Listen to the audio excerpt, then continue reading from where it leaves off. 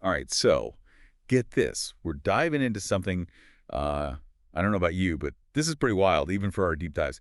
Invisible inserts.txt. That's the name. And, well, I should say it's about more than just your average shoe insert. More than meets the eye, huh? I'm intrigued. Exactly. So we got this narrator, right? Dead set on getting their hands on as many of these invisible shoe inserts as they can. But here's the kicker. They're trying to keep the whole thing on the down low from their dad. Interesting. Secrecy always adds a nice layer of complexity, doesn't it? Right. It really got me thinking, why all the secrecy? What's your take on that? Well, on the surface, it could be about avoiding judgment, right? Or maybe even just wanting a little independence, doing their own thing.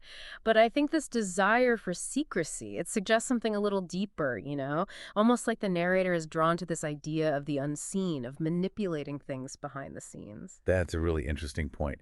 And it actually ties into something that happens later on. But before we get there, let's talk about the dad for a second. So he eventually finds out about the inserts, and his response is, 3 pairs. You think that's enough? Classic dad humor. Oh, yeah, definitely. Gotta love those dad jokes. But it made me think, what do you make of that playful skepticism?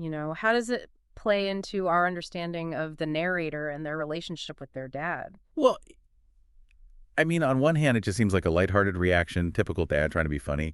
But on another, I kind of saw it as a way for the narrator to deflect, to downplay the whole thing. I see what you mean, almost like a defense mechanism in a way. Yeah, exactly. But it also suggests a certain level of trust and understanding in that relationship, wouldn't you say? I mean, the dad doesn't seem threatened by the narrator's, shall we say, unique interest. Absolutely. Which, speaking of unique interests, this is where the story takes that turn I mentioned. The narrator's grand plan, their big reveal, is that they're going to create an invisible cloak by sewing together all these shoe inserts. Now that's some next level thinking right there. What do you think about the symbolism behind the invisible cloak? I mean, it's such a classic image, isn't it? The invisible cloak. To me, it really speaks to that longing for anonymity, for moving through the world unnoticed, unseen. It's like they're creating their own form of control. Right, and that control, it's not about malicious intent. It's about navigating the world on your own terms, almost like it gives them an edge. It reminds me of all those myths and stories where invisibility is this source of power, but it often comes with a price. It's true, those who seek invisibility often find it's a double-edged sword. And this brings us to that final, really thought-provoking moment. The narrator has this realization just mentioning the cloak, even casually, to their dad, somehow lessens its power. Ah, yes. What did you make of that? That struck me as a pretty profound realization. Why do you think it was so significant for the narrator? It's like they understand that the cloak's power isn't solely their own. By sharing the secret, they've given up some of that control.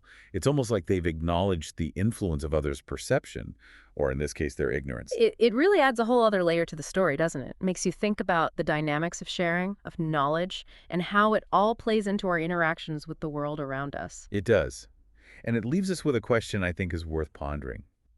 If you were the narrator, would you keep your ingenious plan under wraps, knowing that secrecy might just make that invisible cloak even more potent? Or would the urge to share be too strong to resist?